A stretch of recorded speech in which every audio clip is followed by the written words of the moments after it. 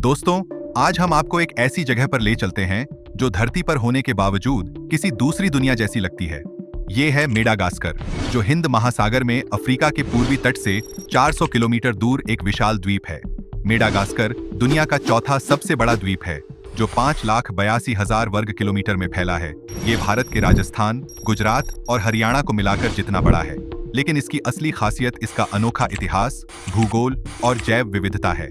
तो चलिए मेडागास्कर की कहानी को शुरू से लेकर आज तक जानते हैं। सबसे पहले बात करते हैं इसकी खोज की।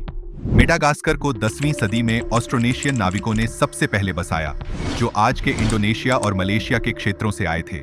ये माहिर नाविक बड़े बड़े कैनों में हिंद महासागर पार करके यहाँ पहुंचे और उनकी संस्कृति आज भी मेडागास्कर में दिखती है, खासकर उनकी भाषा और खेती के तरीकों में। यूरोपीय बहुत बाद में आए।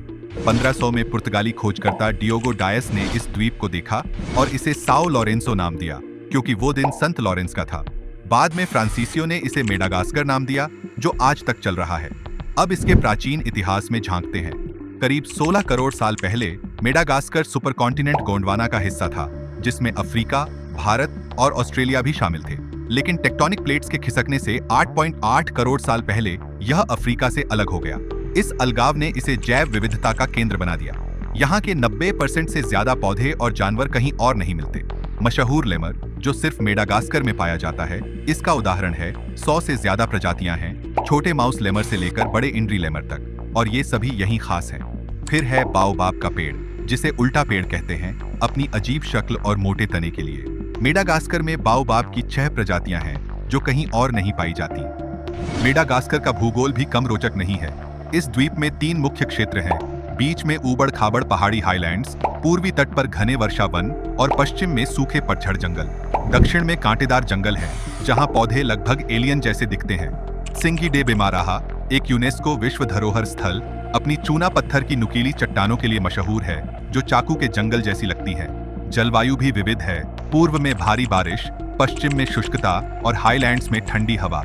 मेडागास्कर के समुद्र तट जैसे नोसीबी हल्के नीले पानी और मूंगा भित्तियों से भरे हैं, जो पर्यटकों के लिए स्वप्निल हैं। अब बात करते हैं इसके लोगों और उनकी जिंदगी की। मेडागास्कर में करीब 2.8 करोड़ लोग रहते हैं, जो 18 अलग अलग जातीय समूहों में बटे हैं। उनकी संस्कृति ऑस्ट्रोनेशियन, अफ्रीकी और अरबी प्रभावों का रंगीन मिश्रण है। मुख्य भाषा मालागासी है, हालांकि कई जगहों पर फ्रेंच भी बोली जाती है। लेकिन यहाँ की जिंदगी आसान नहीं है। ये दुनिया के सबसे गरीब देशों में से एक है। संयुक्त राष्ट्र के आंकड़ों के अनुसार 70% से ज्यादा आबादी गरीबी रेखा से नीचे है, जो दिन में $2 से कम पर गुजारा करती है।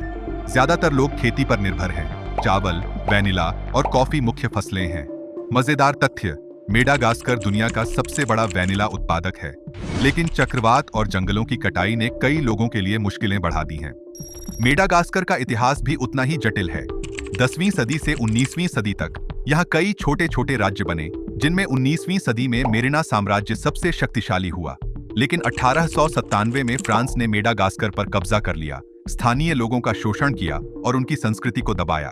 1960 में आजादी मिली, लेकिन राजनीतिक अस्थिरता और भ्रष्टाचार ने इसे पीछे रखा। आज मेडागास्कर एक लोकतांत्रिक गणराज्य है, फिर भी आर्थिक और पर्यावरणीय चुनौतियां बनी हुई हैं। जंगलों की कटाई से 80% मूल वन नष्ट हो चुके हैं, जिससे लेमर जैसे प्रजातियों को विलुप्ति का खतरा है।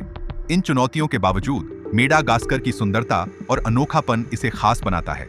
इसकी संस्कृति भी इसके परिदृश्यों जितनी रंगीन है। पारंपरिक नृत्य, संगीत और त्योहार इसे जीवंत बनाते हैं। और अगर आपने मेडागास्कर फिल्म देखी है, तो आपको लेमर और अन्य वन्य जीवों की एक झलक मिल चुकी है। लेकिन वास्तव में ये जगह उससे कहीं ज्यादा जादुई है। मेडागास्कर सिर्फ प्रकृति का खजाना नहीं, बल्कि पर्यावरण की रक्षा की अहमियत का सबक भी है। तो बताइए, क्या आप इस अनोखे द्वीप की यात्रा करना चाहेंगे? लाइक करें, सब्सक्राइब करें और कमेंट में अपनी राय जरूर दें। अगली बार फिर मिलते हैं एक नई रहस्यमयी जगह के साथ।